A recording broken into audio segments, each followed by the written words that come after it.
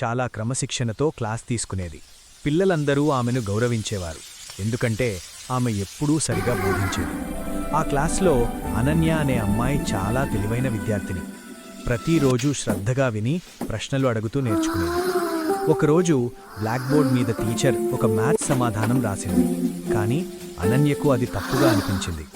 మొదట ఆమె భయపడింది.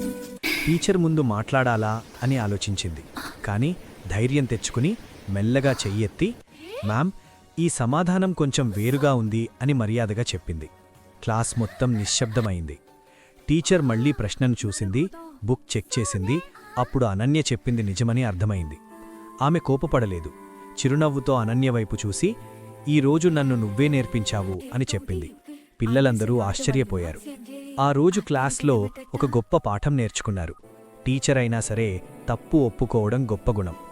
నిజమైన జ్ఞానమంటే వినడం, అర్థం చేసుకోవడం, మారడం.